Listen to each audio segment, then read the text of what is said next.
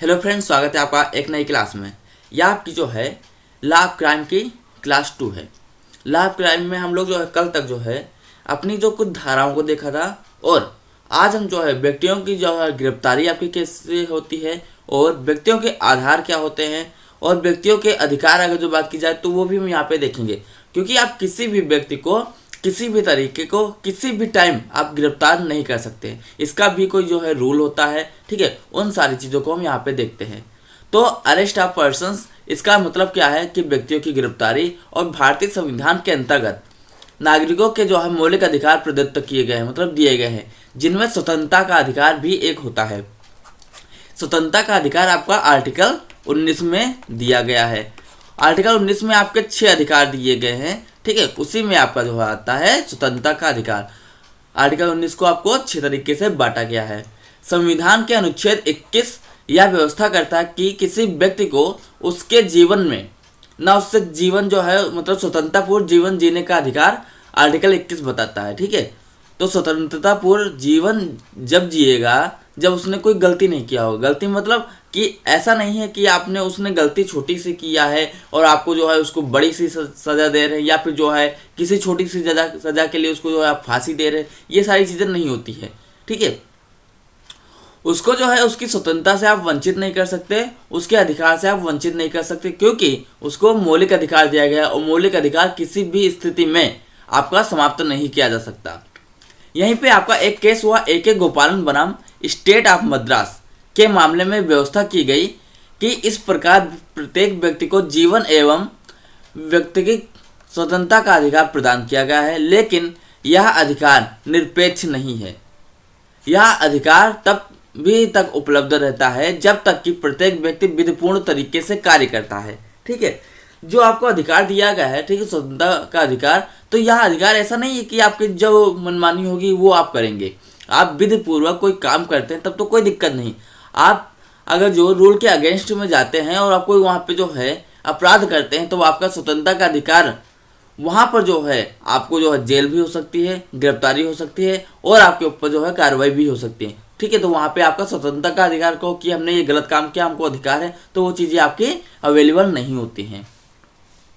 जब भी कोई व्यक्ति ऐसा कोई कार्य करता है जो भारतीय दंड संहिता के अंतर्गत आपका दंडनीय होता है, तो उसकी उपयुक्त स्वतंत्रता प्रतिबंधित हो जाती है। अर्थात ऐसे व्यक्ति को गिरफ्तार किया जाकर मजिस्ट्रेट के सामने प्रस्तुत करना होता है, और यह गिरफ्तारी ही विधि की एक प्रक्रिया होती है। किसी व्यक्ति ने मान लो कोई अपराध किया है, उसको मजिस्ट्रेट के सामने जो है करना होता है, प्रवेश करना होता है। ठीक है, यह आपकी जो है गिरफ्तारी ही जो वहाँ पे करते हैं वह गिरफ्तारी की एक प्रक्रिया होती है। लेकिन ऐसे गिरफ्तार किए गए व्यक्ति को भी गिरफ्तारी के विरुद्ध कतिपय संरक्षण प्रदान किया गया है। अर्थात किसी व्यक्ति को अवैध तरीके से गिरफ्तार नहीं किया जा सकता। गिरफ्तारी के पश्चात उसके साथ अन्यायोचित व्यवहार नहीं किया जा सकता। किसी को गिरफ्तार कर लिया तो अवैध तरीके से नहीं गिरफ्तार करोगे, और दूसरी बात उसके साथ आप गलत काम नहीं करोगे, मतलब अवैध उसके साथ जो है व्यवहार नहीं करोगे, गिरफ्तारी के अधिकार का दुरुपयोग नहीं करोगे, और गिरफ्तार व्यक्ति को जमानत पर छोड़ दिया जाएगा। ये सारी चीज़ें आपकी बताई गई हैं। ठीक है, अब यहाँ पे देखते हैं कि आपको जो पुलिस जो है बिना वारंट के कैसे गिरफ्तार कर सकती है। तो पुलिस जो है बिना वारंट के आपके 2-3 रीजन होते, 4 रीजन, उस पर आपको गिरफ्तार कर सकती है। उस रीजन को समझते हैं। नंबर 1 पे आपने कोई संज्ञेय अपराध किया हो। ठीक है, नंबर 2 पे आपने कोई जो है मान लीजिए आपके घर में गृह भेदन में आपने कोई हथियार रखे हों जो कानूनी जो है मान्य नहीं है, या फिर आप पे कोई संदेह हो कि आपके घर में जो हथियार रखे गए हैं। ठीक है, नंबर 3 पे आपने अगर जो केवल आपके ऊपर अगर जो संदेह है कि आप पाकिस्तान से आए हैं, आप कोई गलत काम करना चाहते हैं, तो उस चीज़ पे आपको जो है अरेस्ट नहीं किया जाएगा। ठीक है, नंबर 3 पे यहाँ पे आपका हो सकता है आपने कोई जो है संगीन अपराध किया हो।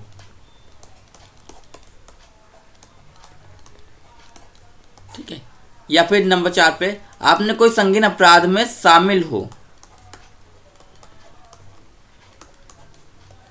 किया हो शामिल दोनों अलग अलग, क्योंकि यहाँ पे आप स्वयं करते हैं और शामिल में आपके साथ कई पर्सन करते हैं।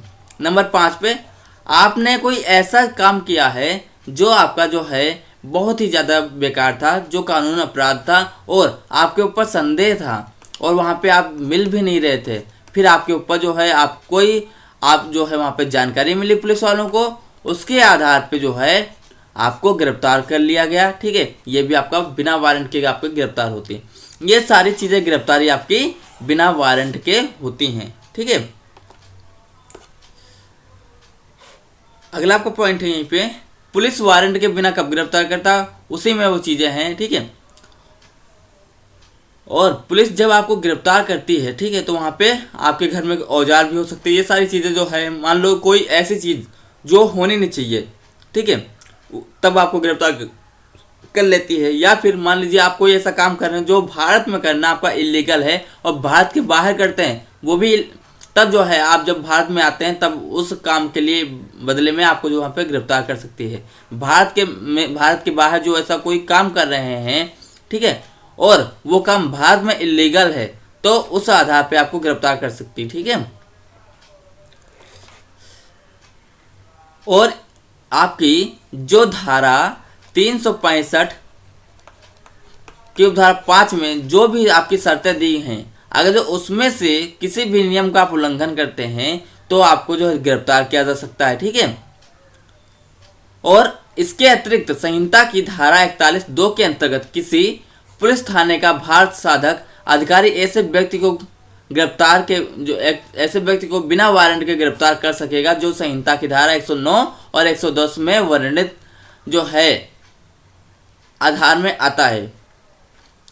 ठीक है, आप जो है इस धारा के अंतर्गत 107 की जो है धारा 107 के अधीन कार्रवाइयों पर लागू नहीं होगा। ये धारा आपकी जो इस धारा के उपधारा 2 है उसके प्रावधान धारा 107 के ऊपर लागू नहीं होता है। पुलिस अधिकारी शक्तियाँ एवं आचरण पुलिस अधिकारी का पद अत्यंत आपका जिम्मेदारी का होता है। ठीक है, फिर आपके साथ किसी मुख्य न्यायिक मजिस्ट्रेट के साथ अभद्र व्यवहार करना, उस पर आपराधिक बल का प्रयोग करना, ठीक है, और हमला करना, उसे हथकड़ी लगाना आपका कतई उचित नहीं है। ठीक है, इस आधार पर यह उनके आचरण की अति एवं अप्रायिकता है। ठीक है, मतलब अनयूजुअल बिहेवियर ऑफ पुलिस का होता है।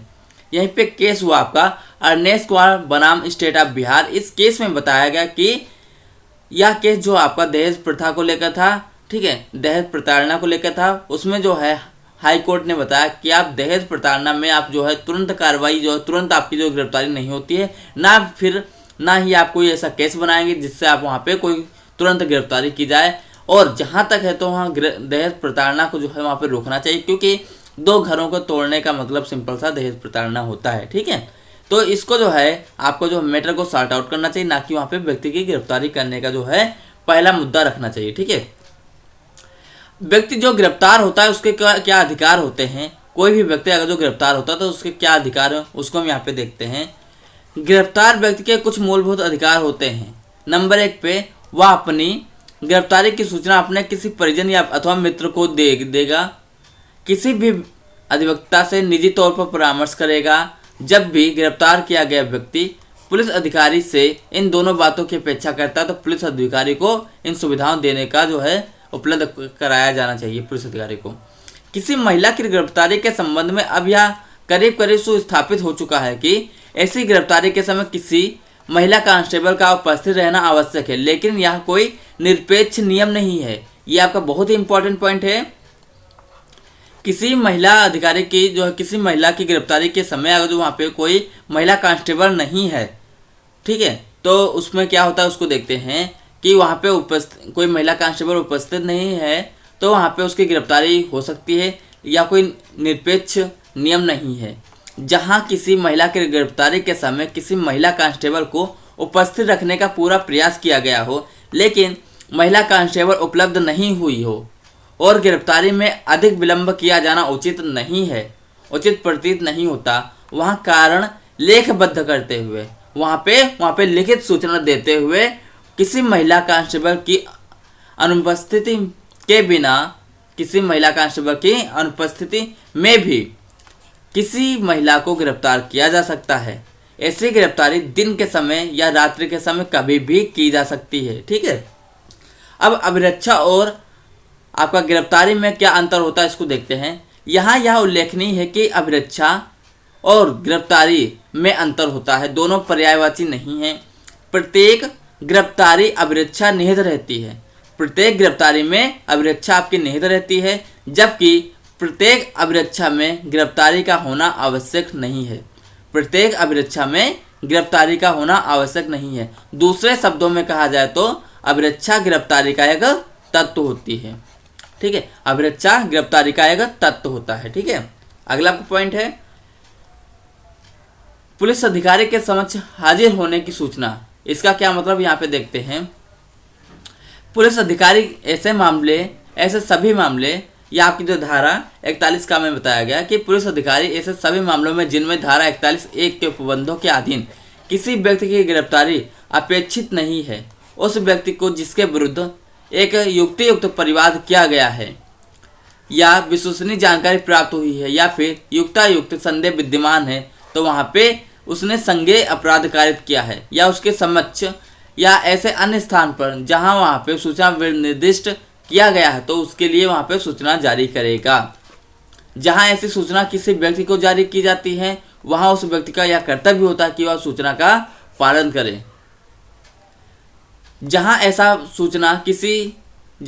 व्यक्ति सूचना का अनुपालन करता है और अनुपालन करता रहता है, वहाँ उसे सूचना में निर्दिष्ट अपराध के संबंध में तब तक गिरफ्तार नहीं किया जाएगा जब तक लेखबद्ध किए जाने वाले कारणों में पुलिस की राय ना हो और उसे गिरफ्तार कर लेना चाहिए। ठीक है, जहां ऐसा व्यक्ति किसी भी सूचना के निर्बंधों के अनुपालन में करने में असफल रहता है अथवा अपनी बात बताने में इच्छुक नहीं है, यहाँ पुलिस अधिकारी के लिए यह विधिपूर्ण होगा कि वह उसे ऐसे आदेशों के अधीन रहते हुए इस निमित्त सक्षम न्यायालय द्वारा पारित किए गए हों और सूचना में वर्णित अपराध के लिए गिरफ्तार कर ले। सक्षम न्यायालय ने जो भी पारित किया है, कोई भी अगर वहाँ पे अपराध किया है तो उस अपराध के लिए वहाँ पे पुलिस वाले उस व्यक्ति को गिरफ्तार कर लें अगर जो वह नियम का पालन नहीं कर पा रहा। ठीक है, अगला आपको पॉइंट धारा 41(b) और 41(b) में हम जो है गिरफ्तार व्यक्ति की जो है गिरफ्तारी की प्रक्रिया और गिरफ्तार करने वाले व्यक्ति को, गिरफ्तार जो व्यक्ति ने किया है किसी को या फिर गिरफ्तारी करने वाले अधिकारी जो होते हैं उनके कर्तव्य को बताते हैं। अपने नाम को सही प्रकट करना होता है, स्पष्ट पहचान बताना होता है। ठीक है, और जिससे उसकी आसानी से पहचान हो सके। गिरफ्तारी का एक ज्ञापन तैयार करना होता है। पुलिस अधिकारी को कम से कम एक साक्षी द्वारा अनुप्रमाणित किया जाएगा कि जो गिरफ्तार किए गए व्यक्ति के परिवार का सदस्य है, उस परिक्षेत्र का जहां गिरफ्तारी की गई है वह गणमान्य सदस्य है।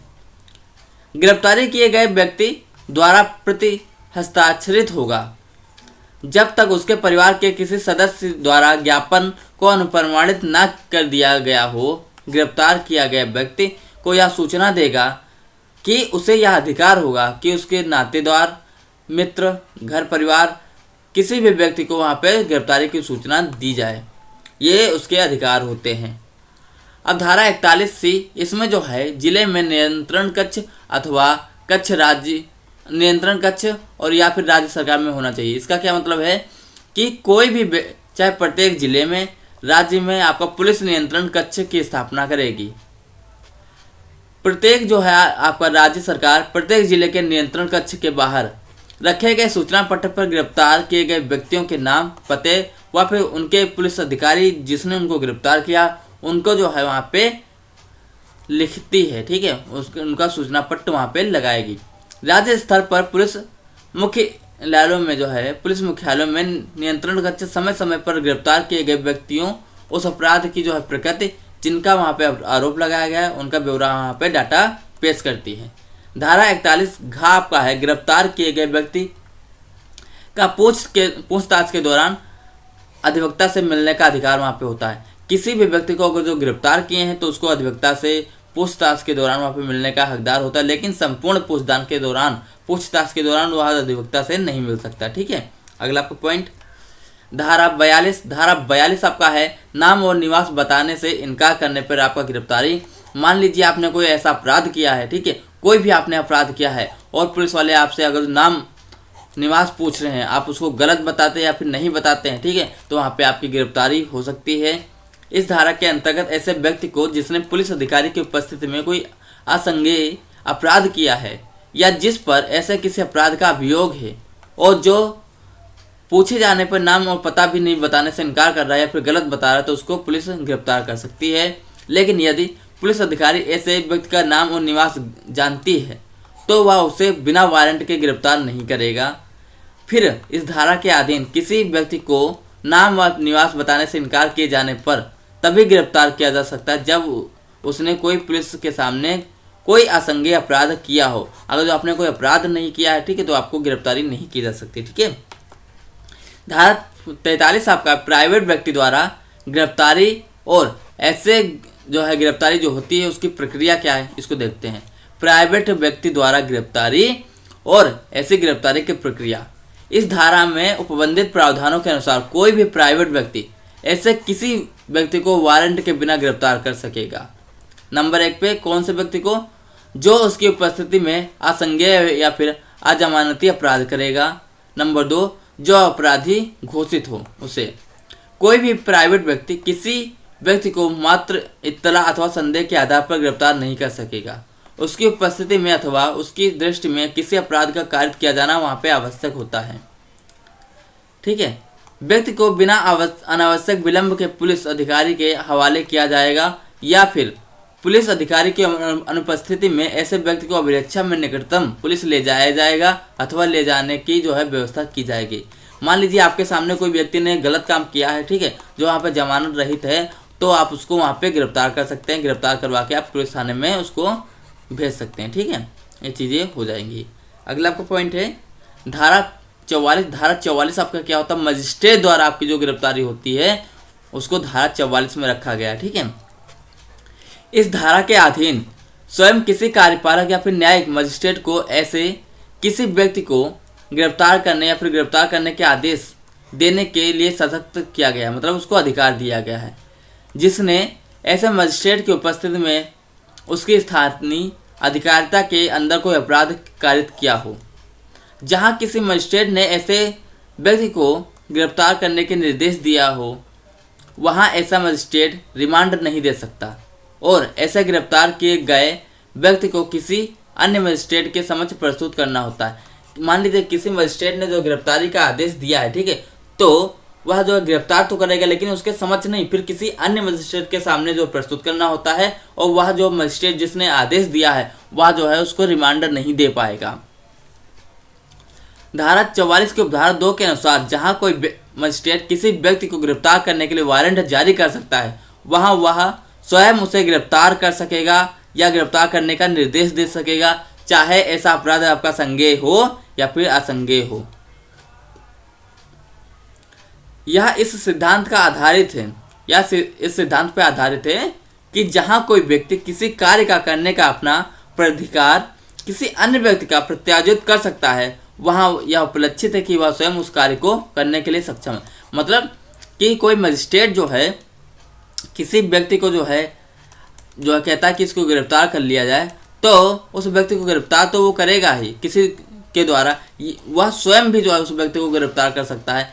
यहाँ पे यह इस सिद्धांत पे बताया गया कि मान लीजिए आप कह रहे हैं किसी दूसरे से कि आप ये काम कर दो, तो इस काम कर दो, तो मतलब क्या, वो तो काम कर ही सकता है लेकिन आपका काम है ना, तो वो काम आप स्वयं भी कर सकते हैं। इस सिद्धांत पे वहाँ पे यह बताया गया है। गिरफ्तारी और अभिरक्षा में आपका अंतर क्या है, इन दोनों चीज़ों को हम देखते हैं। अभी हम आपको बताए थे गिरफ्तारी आपका अरेस्ट होता है, अभिरक्षा आपका कस्टडी होता है। दोनों एक दूसरे के पर्यायवाची नहीं होते हैं, दोनों में अंतर होता है। प्रत्येक गिरफ्तारी में अभिरक्षा निहित होती है, परंतु प्रत्येक अभिरक्षा में गिरफ्तारी का होना आवश्यक नहीं है। फिर गिरफ्तारी किसी व्यक्ति अथवा मजिस्ट्रेट द्वारा की जा सकती है। ठीक है, गिरफ्तारी और अभिरक्षा में दोनों अंतर होता है। ठीक है, गिरफ्तारी में अभिरक्षा निहित होती है। ठीक है, आप गिरफ्तार करेंगे तो आपको कस्टडी में जरूर रखेंगे। आपको कस्टडी करेंगे तब कोई जरूरी नहीं कि आपको वहां पे गिरफ्तार करें। ठीक है। धारा 45 आपका है सशस्त्र बलों के सदस्यों की गिरफ्तारी से संरक्षण आपका कैसे है कि जो आपके सशस्त्र बल वाले होते हैं, एसएसबी वाले होते हैं, फिर और भी होते हैं, तो उनको आपको गिरफ्तारी से संरक्षण मिला हुआ है। यह धारा केंद्र सरकार अथवा राज्य सरकार की अनुमति के बिना संघ के सशस्त्र बलों के ऐसे सदस्यों की गिरफ्तारी को संरक्षण प्रदान करती है जो अपने कर्तव्यों का निर्वहन कर रहे होते हैं। इसके अनुसार ऐसे व्यक्ति को वारंट के बिना गिरफ्तारी से मुक्त रखा गया है। जो संघ के सशस्त्र बलों के सदस्य होते हैं, संघ के आपके, ठीक है, मतलब केंद्र सरकार के, जो अपने पदीय कर्तव्यों का निर्वहन कर रहे होते हैं, जिनकी गिरफ्तारी के लिए केंद्र सरकार की सहमति प्राप्त नहीं की जा गई हो, ठीक है, ऐसे व्यक्तियों को वहाँ पे आप गिरफ्तार नहीं कर सकते। ठीक यही बात किसी राज्य में लोक व्यवस्था बनाए रखने के लिए कार्यरत किसी बल के सदस्यों पर भी लागू होते हैं, जो ऐसे व्यक्तियों की गिरफ्तारी के लिए राज्य सरकार की सहमति वहाँ पे होना आवश्यक होती है। आप किसी भी ऐसे व्यक्ति को नहीं गिरफ्तार कर सकते जो वहाँ पे आपका सशस्त्र बल में होगा, केंद्र सरकार के द्वारा या फिर राज्य सरकार के द्वारा, वहाँ पे दोनों की अनुमति लेना आवश्यक होता है। धारा 46 आपका है गिरफ्तारी आपकी कैसे की जाएगी, इसको धारा 46 में देखते हैं।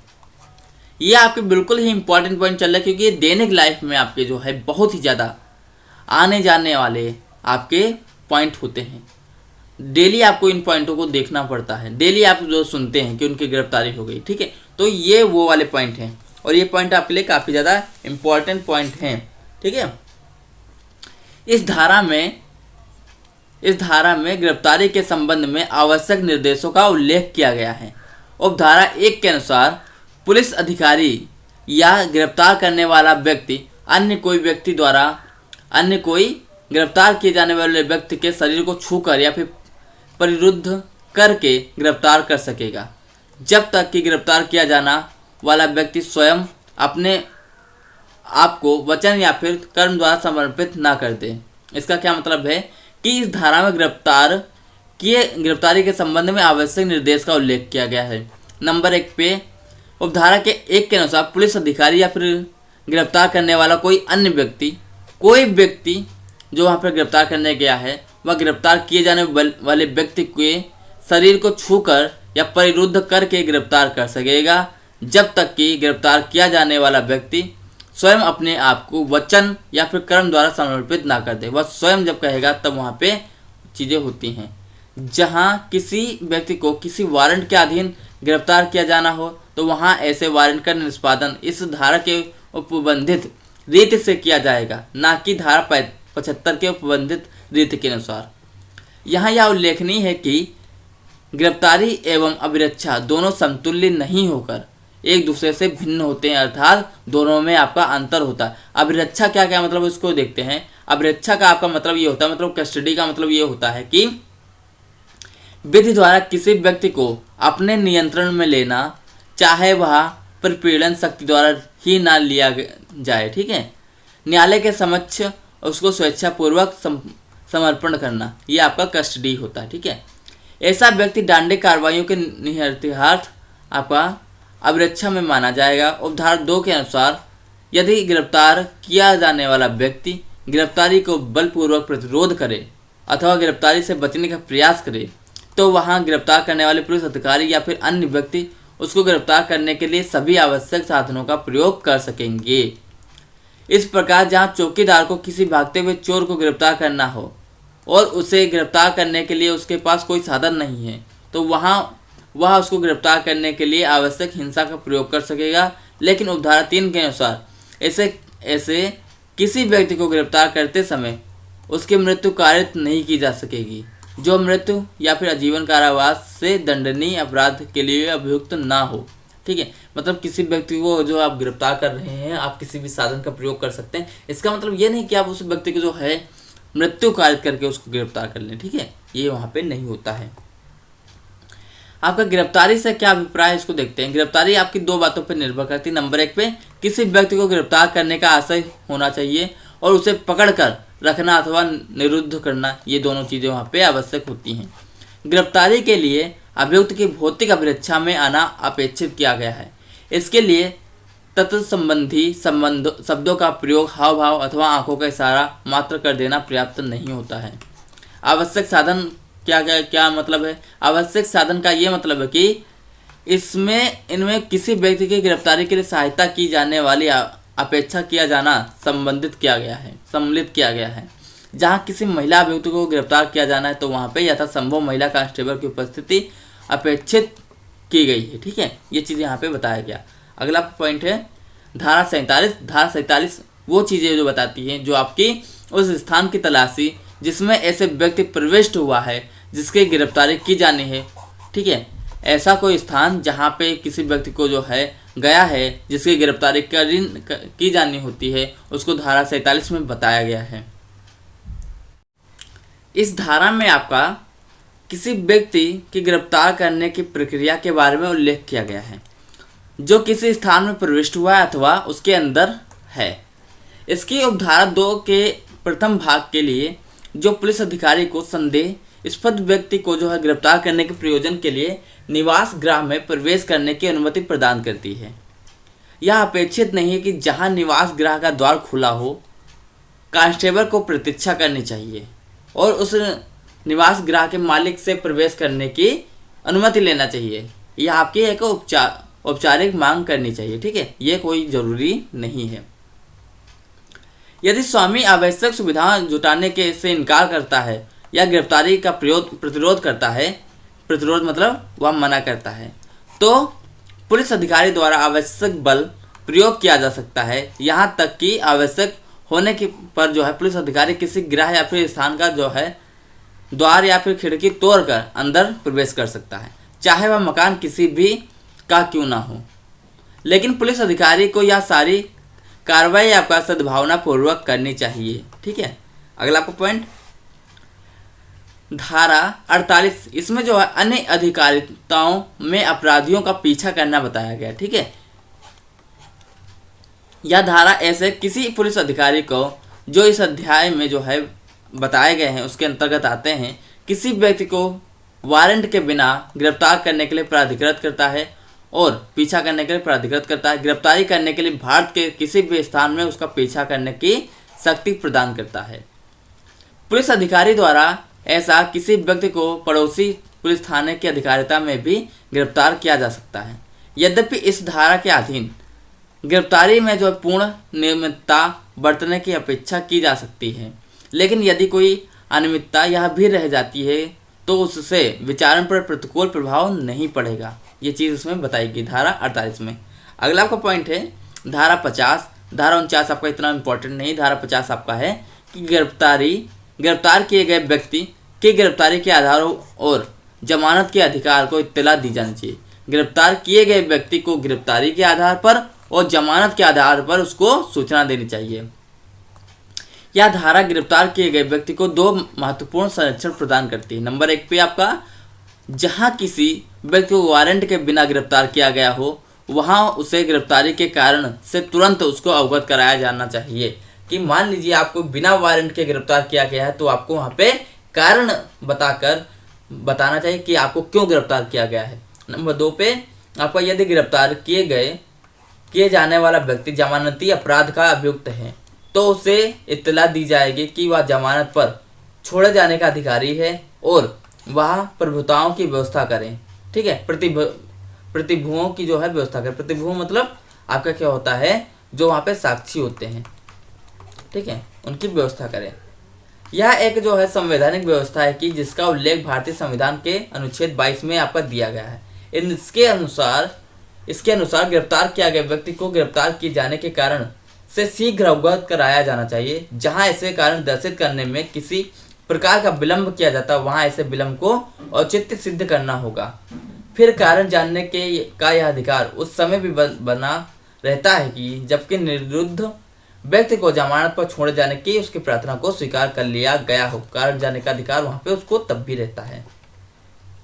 धारा 50A है आपका कि गिरफ्तार करने वाले व्यक्ति का नामित व्यक्ति को जो है गिरफ्तार करने वाले व्यक्ति का नामित व्यक्ति को गिरफ्तारी आदि की सूचना देने का दायित्व जो होता है उसको यहाँ पे बताया गया। मतलब जो व्यक्ति वहाँ पे गिरफ्तार किया है किस व्यक्ति ने गिरफ्तार किया है, ठीक है, उसको नामित सूचना वहाँ पे उसको देना होता है। इस संहिता के अंतर्गत आपका प्रत्येक पुलिस अधिकारी या फिर गिरफ्तारी करने वाला कोई भी व्यक्ति का यह दायित्व होता है कि ऐसे गिरफ्तारी अथवा उस स्थान पर जहां उसने गिरफ्तार व्यक्ति को रखा है उसके संबंध में तत्काल गिरफ्तार व्यक्ति के मित्रों, संबंधी, उसके परिवारजनों को वहां पे सूचना देनी चाहिए। जैसे ही गिरफ्तार व्यक्ति पुलिस स्टेशन लाया जाता है, पुलिस अधिकारी गिरफ्तार व्यक्ति को धारा 1 के अंतर्गत उसके अधिकारी के विषय में सूचना देगा, ठीक है। ऐसे गिरफ्तार व्यक्ति को सूचना के तथ्य की प्रविष्ट एक ऐसी किताब में की जाएगी या फिर जो राज्य सरकार द्वारा इस संबंध में निर्धारित प्रारूप है वहाँ पे पुलिस स्टेशन में वह रखी जाएगी।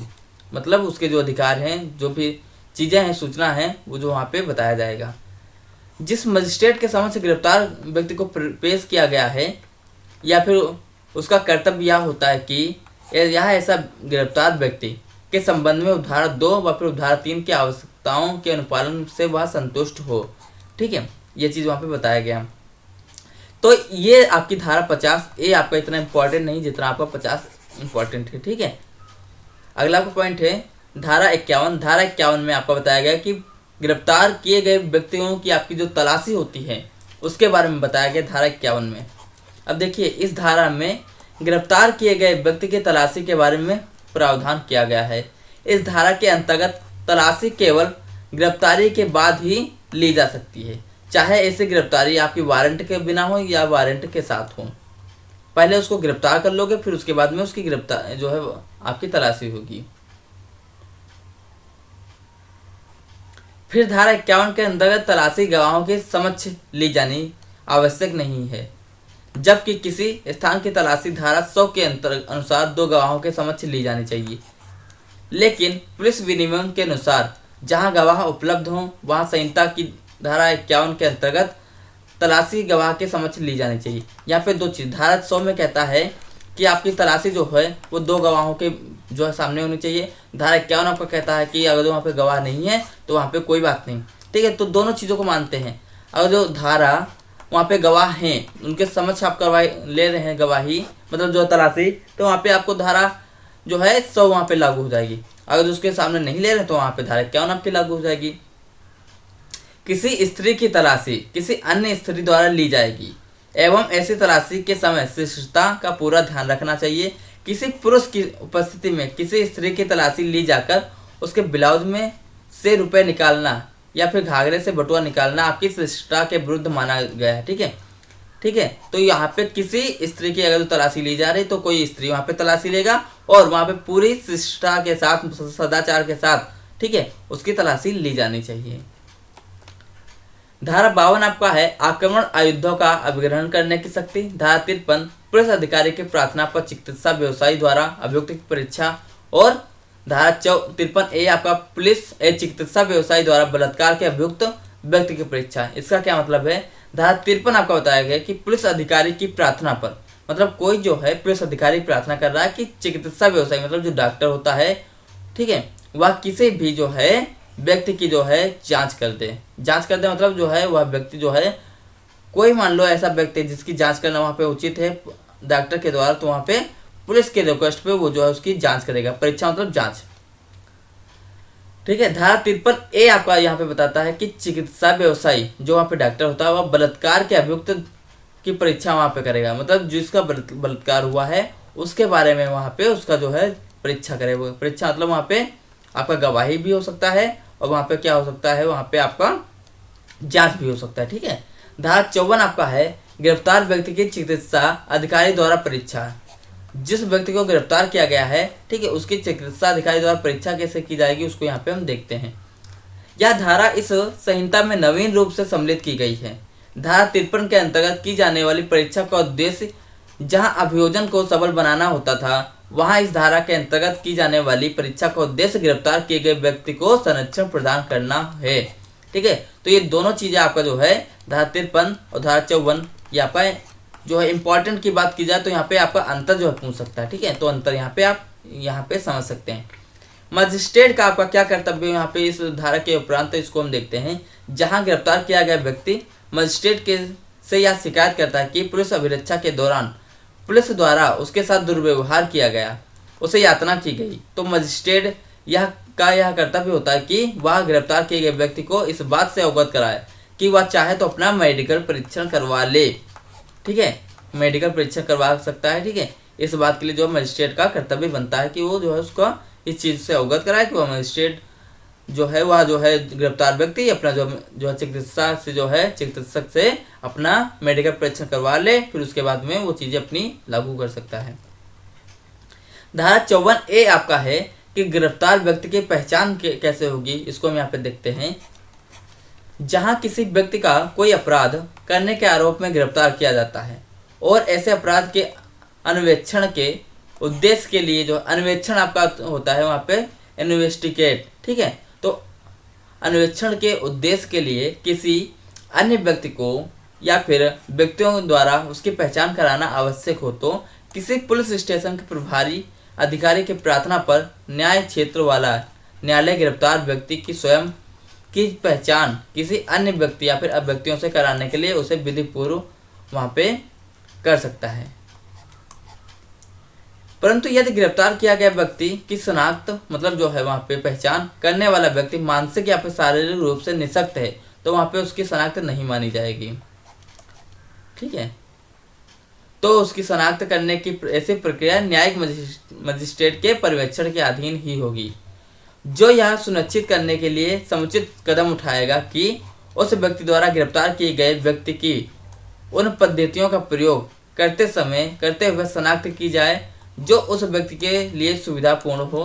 परंतु यह और कि यदि गिरफ्तार किया गया व्यक्ति की शनाख्त करने वाला व्यक्ति आपका मानसिक या फिर शारीरिक रूप से निःशक्त है तो शनाख्त किए जाने की प्रक्रिया वहाँ पे वीडियो फिल्म बनाकर वहाँ पे तैयार की जाएगी। मान लीजिए किसी की पहचान हो रही है और जो पहचान कर रहा है वह व्यक्ति आपका शारीरिक रूप से या फिर मानसिक रूप से निःशक्त है तो उसकी जो है पहचान कैसे होगी, वीडियो फिल्म द्वारा तैयार करके उसकी पहचान होगी। धारा 55 आपका है जब पुलिस अधिकारी बिना वारंट के बिना गिरफ्तार करने के लिए अपने अधीनस्थ को प्रतिनियुक्त करता है तब वहाँ पे क्या प्रक्रिया होती है इसको हम देखते हैं।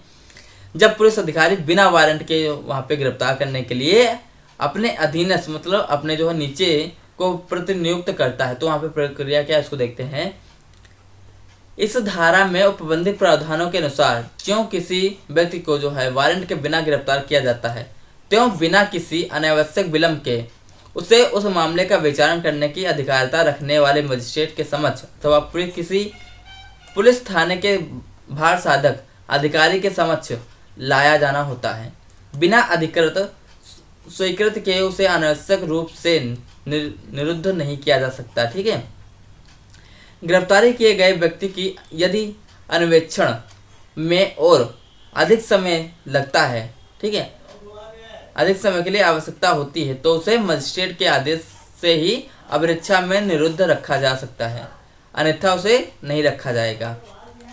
जहां किसी युवा स्त्री को मजिस्ट्रेट द्वारा न्यायिक अभिरक्षा में भेजे जाने के आदेश दिया गया है लेकिन मुख्य कांस्टेबल ने आदेश की अवहेलना करते हुए उस स्त्री को अपनी ही अभिरक्षा में रखा है, वह यह धारण किया गया है कि पुलिस कांस्टेबल द्वारा उसे अपनी अभिरक्षा में रखा जाना अवैध था। ठीक है, तो किसी स्त्री को अपनी अभिरक्षा में अगर जो वहाँ पे रखे हैं तो वहाँ पे वो अवैध था। ठीक है, अगला आपका पॉइंट धारा 57 में आपको बताया गया कि पुलिस की गिरफ्तार किए गए व्यक्ति को 24 घंटे से अधिक निरुद्ध ना किया जाना चाहिए।